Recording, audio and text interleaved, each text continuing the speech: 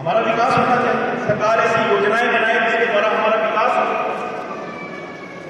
मैं आज आपको बधाई ये देना चाहता हूं, जब कार्यक्रम का शुभारंभ हुआ तो आप देखिए इस तरफ जो चित्र लगे हुए हैं उसमें बीच में भारत माता का चित्र है।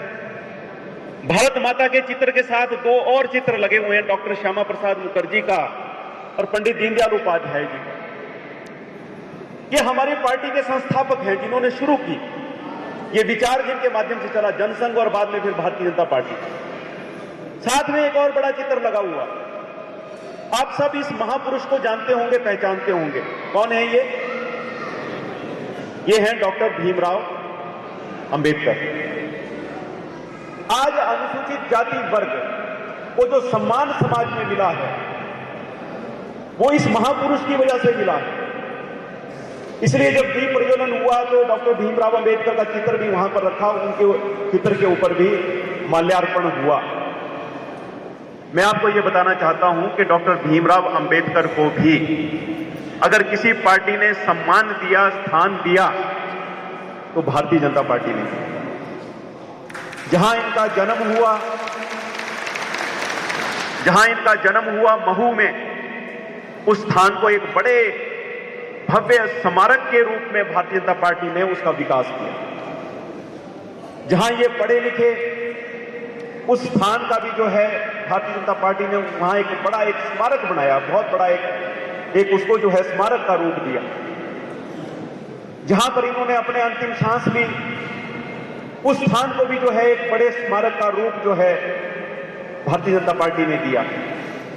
जहां पर इनका अंतिम संस्कार हुआ, उस स्थान को भी एक स्मारक का रूप दिया, ताकि समाज के सब वर्गों के लोग जाएं, देखें और समाज के लिए जो डॉक्टर भीमराव अंबेडकर का जो योगदान है उसको महसूस करें, उसको याद करें। साथ ही साथ इस विश्वास के साथ और इस आशा के साथ कि जो दलित वर्ग है हमारे देश का, जब दलित वर्ग से संबंधित लोग उन स्मारकों के ऊपर जाएं तो डॉक्टर भीमराव अंबेडकर ने हमारे समाज के लिए क्या किया है उसको याद करें, उसको स्मरण करें और वहां से एक संदेश लेकर के आए जो डॉक्टर भीमराव अंबेडकर ने कहा था, शिक्षित बनो, संघर्ष करो और आगे बढ़ो, शिक्षा ग्रहण करें। दलित वर्ग के बच्चे जो है अच्छी उनको जो है वो शिक्षा प्राप्त हो, उनके अंदर ये भावना हो कि मैं पढ़ लिख करके आगे बढ़ूंगा, समाज में जो है मैं अच्छा स्थान प्राप्त करूंगा। ये संदेश अगर हमको किसी महापुरुष से मिलता है तो हमको डॉक्टर भीमराव अंबेडकर जी से मिलता है।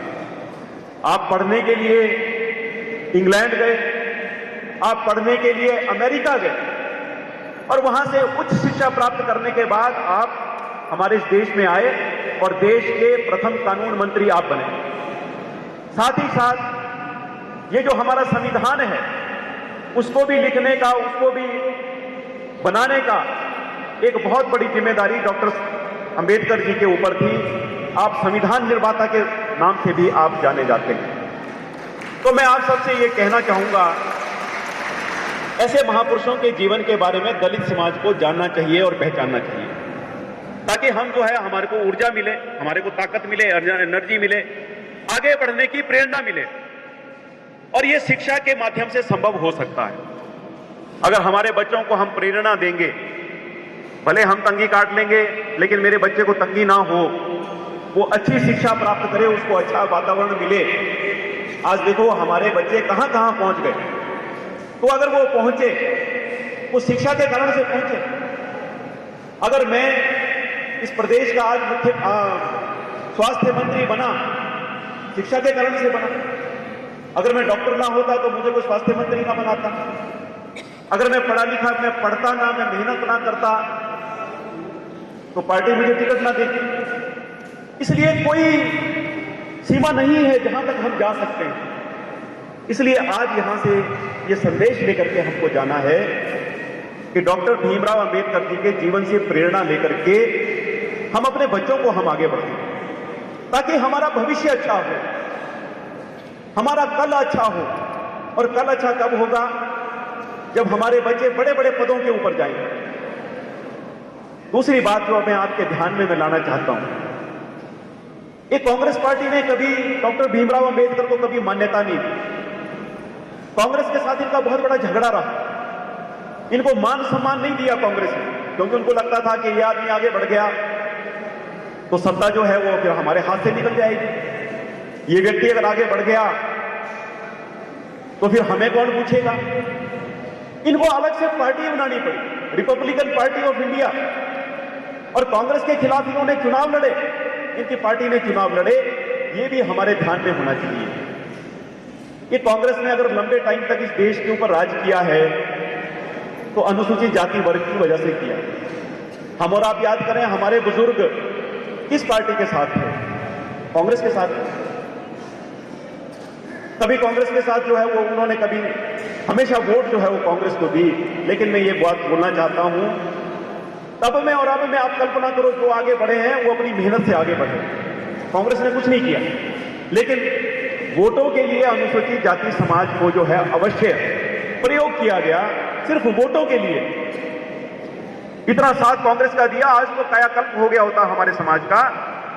आज मैं मोदी जी को बधाई देना चाहता हूं, अपने प्रधानमंत्री जी को बधाई देना चाहता हूं, अलग अलग योजनाओं के माध्यम से जिनका सबसे ज्यादा लाभ अनुसूचित जाति वर्ग को मिला। मैं मोदी जी का धन्यवाद करना चाहता हूं, मैं उनको बधाई देना चाहता हूं।